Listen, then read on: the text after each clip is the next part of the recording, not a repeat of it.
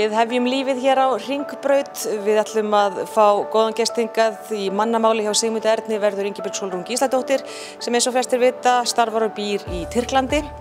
Síðan það matjurtirnar, eitthvað sem við megum ekki gleyma þegar við hugum að matseldinni.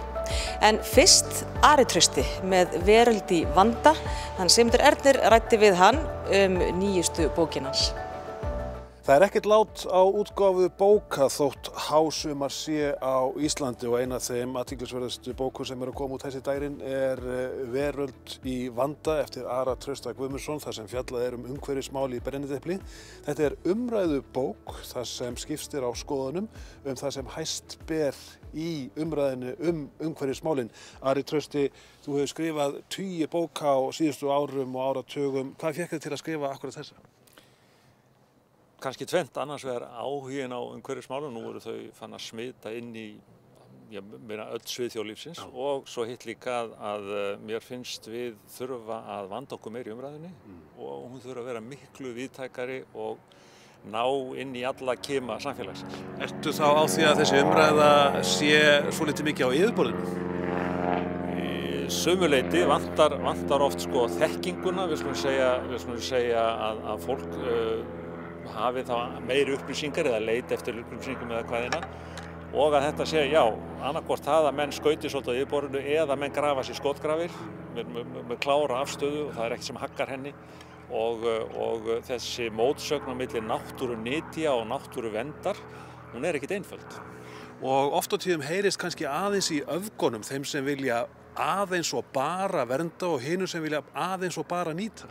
Það hefur alltaf verið og verður alltaf. Það aðalmálið að breyta þeim hlutföllum þannig að taki flestir upplýsta ákvörðun, hafi upplýsta skoðanir vegna þess að, eins og ég segi, þetta allstaðar og mun smita inn í, við skulum segja, mestöld stjórnmál hvort það á Alþingi eða einhvers staðar annars staðar, sveitarstjórnarstiginu og það löngu kominn tími til að við nálgumst þetta með svona bæði meiri virðingu fyrir skoðunum annarra og gefum okkur meiri tíma.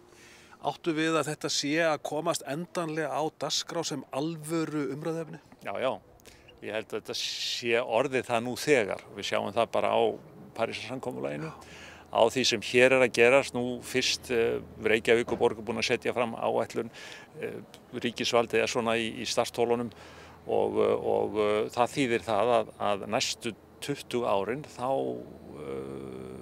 verðum við að vinna að þessu öllum sviðum og eins konar úrslitaorrusta verður háð það hversu alvarleg afleiðingarnar verða vegna þess að þær verða alvarlegar og það verður dýrt að bregðast við þeim og það að gera annars vegar að reyna að minnka losunina, binda meira kolefni og lágmarka skaðann. Síðasta öld var auðvitað öld gríðarlegra umskipta, ekki síst í umhverfismálum og það kannski fyrst núna við dagsbrú nýrrar aldrar sem við finnum það áþreifanlega á okkur að eitthvað að gerast. Já. Ég ekki gamall maður og mínum unglingsárum og svona frameftir þá var þetta var ekki til. Það var bara, menn keyrðu eins og þeim sýndist og hentu því sem þeim sýndist og grófu það sem þeim sýndist og virkjuðu það sem þeim sýndist og svo framvegis. Það eins og enginn væri morgundagurinn en svo uppgötva menn það að við lifum af náttúrunni og það allar auðlindir eru takmarkaðar og ef að menn kunna ekki að fara með þar, þá eru þeir búin að meirinn að míga í skóna, þeir eru búin að drulla upp á bak. Finnur sem fræðimaður fyrir hugarfarsbreytingunni, maður tekur eftir því á yngra fólki að það hugsa orðið allt öðruvísi heldur við sjálfur gerðum þegar við vorum á táningsaldri og þrítugsaldri? Já, það rétt. En á móti þá held ég að það einmitt sé dálítill svona svolítið jarðvegu fyrir svona svolítið einstrengingslega skoðanir vegna þess að bara svona þessi einfaldi hlutur eins og það við erum búin að þjappa byggðinni saman í borgarsamfélögum eins og þetta sem hafa í sjálfu sér ekkert mikil tengsl við náttúruna. Hún verður svolítið svona þessi glæsta umgjörð sem við fáum að njóta en gleymist að auðlindir Íslands sem eru tiltölulega fáar, það byggingarefni, það jarðvegur, það fiskimið, það orka, mannvit. Þetta ekki það mikið að við getum í sjálfu sér umgengist þetta eins og þetta sé einhverjir helgidómar Þetta eru raunverulegar auðlindir og við lifum að þeim, við verðum að nytja þeir, en við verðum að gera það á sjálfbæran hátt. Það lykillinn sem er komin í þetta allt saman, það þetta hugtak sjálfbær nýting. Kíkjum aðeins í þessa bók sem gefin út hjá hinu íslenska bókmenntafélagi sem ekki yngsta forlagið í landinu. Þetta eins og ég gat umræðubók og þú tekur fyrir mjög aktúel efni ef ég má sletta aðeins og til dæmis spyrðu hér takmarkanir í ferðaþjónustu. Við sjáum gríðarlega aukningu í ferðaþjónustu á síðustu árum og ég man þá tíð þegar ég var að byrja í fréttamennsku fyrir 35 árum að þá töldu menn erlenda ferðamenn í tugum þúsunda en nú erum við farin að tala á það í milljónum. Þarna eru takmarkanir. Já, þetta auðlind, við skulum segja landið þá bara, eða náttúran, svona í sinni heild, hún auðvitað takmarkuð auðlind, það kemur að þessu líka. Mjög víðum heim þá hafa menn skilið það er verið að takmarka áganginn í, við skulum segja aðganginn í þjóðgarða, heilu landshlutana, eitt land í heiminum, jafnvel með aðgangstakmarkar sem Bútan og ég fjallaði þess það hér í þessari bók.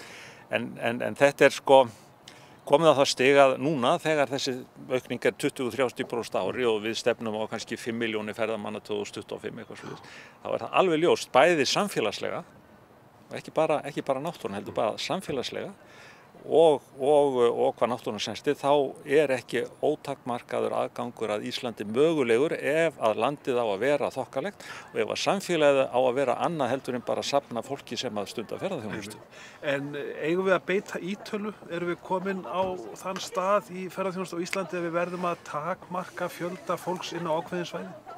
Ég nú mjög varkár maður svona oft á tíðum þegar ég að taka afstöðu en þarna finnst mér vera svona þetta farið að nálgast, það áauðvitað eftir að ræða það alveg og þá held ég að þessi ítala hún felist bæði í hugsanlega ítölu varandi ákveðin svæði og þá ég að tala þjóðgarða eða eitt náttúruvætti eða eitthvað slíkt, hugsanlega landsluta og síðan má alveg velta því fyrir sér einhver efri mörk á því hvað íslensk samfélag getur og íslensk náttúra geta tekið á móti mörgum ferðum. Þannig ég segi já, byrjum á því núna. Kíkjum á annan kafla, hér mjög athyglisverð spurning, fleiri vatns- og jarðvarmavirkjanir og þar sýnist sitt hverjum.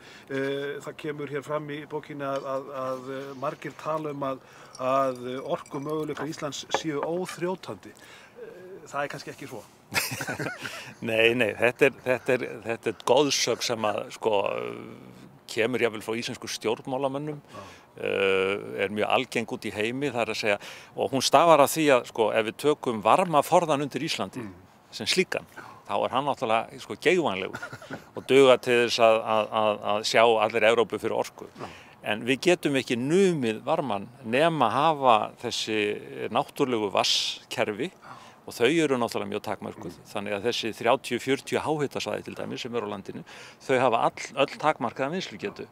Þannig að við erum búin að virkja með vatnsafli og jarðhitaafli 2600 megawatt sem svona eins og 2 stórar kjarnorkuvinnslustöðvar eða svo kjarnorkuver út í heimi.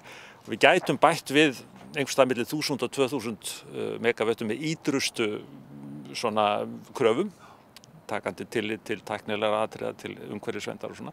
Og þar með Ísland kannski í kringum svona 4000 megawatt, Norðmenn hafa 30.000 og við valla aflögu fær í einhverja sæstrengi eða annað því að við ætlum að verða kolefnisfrí og svo framvegis.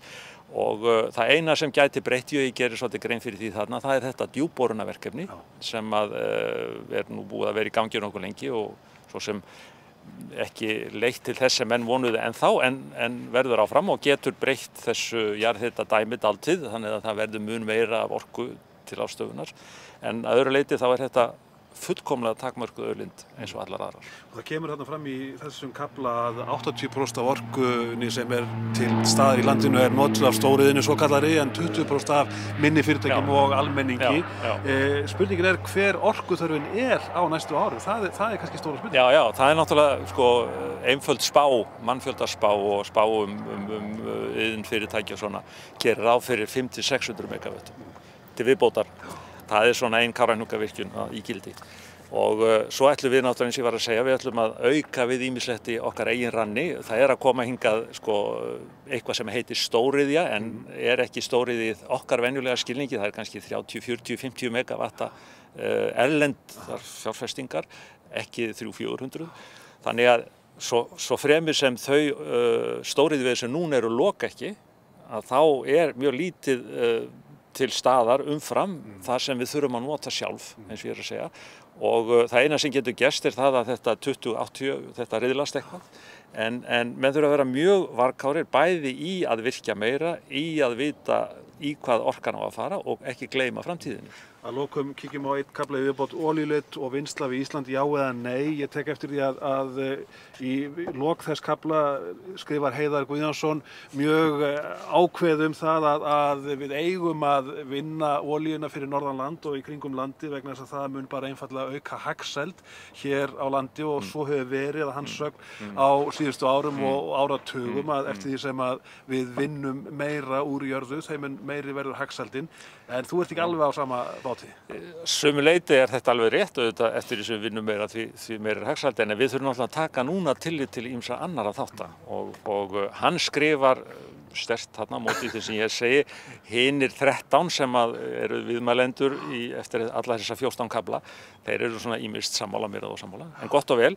Það sem skiptir máli varðandi olíuna, það eru rökin með á móti. Aðalrökin með náttúrulega þau að við fáum þetta fullt af peningum og eins hitt að við værum hugsanlega að koma í veg fyrir það með því að vinna olíu og selja hana, að það verður minna unnið af kolum sem að menga meira heldur en olían. Þetta svona eitt vinsæl rök hjá þeim sem þarna eru. Ég segi á móti og þá hef ég fyrir mér álit bæði stofnana, stóra alþjóðastofnana og vísindamenn að það má ekki hreyfa við nema svona 20-30% af þekktum kolefnaauðlindum jarðar eða á að takast að halda hlýnuninni innan einhverja skynsamlegra marka. Þannig að viðbótin þarna, hún á ekki að koma og það sem meira við ætlum að vera kolefnislaus, segjum 2030-40 og þá það mótsögn sem að mér finnst óleysanleg að við séum þá að vinna og selja því að söluaðilinn ber líka ábyrgð að við séum að vinna og selja olíu eða gas. Þannig að ég segi því miður nei en það kannski ekki hægt að stoppa þetta vegna þess að það búið að gera samninga sem að heimila þeim sem finna olíu og gas þarna að vinna olíuna og gasið og það var kannski frumhlaup íslenskra stjórnvalda að vinna svona. Segir Ari Trausti Guðmundsson sem skrifar þessa bók Veröld í vanda og þar allan Ara Trausta að finna. Þú yrkir líka, skáldið í þessari bók líka ásamt fræðamannum og þú yrkir hérna til dæmis ljóð við hvern kafla og hér við ferðaþjónustukaflan ljóðið Jökultindur. Værirðu til í að deila því með okkur? Jökultindur. Hve háir ekki fjöllin af jörðu séð en smá litin í huga. Hátt yfir tóminu hreykja mennirnir sér, ísþoka undir niðri. Velkomnir, hvíslar þokan. Hvað nú, litlu menn? Til hamingju með bókina. Þakka þér fyrir.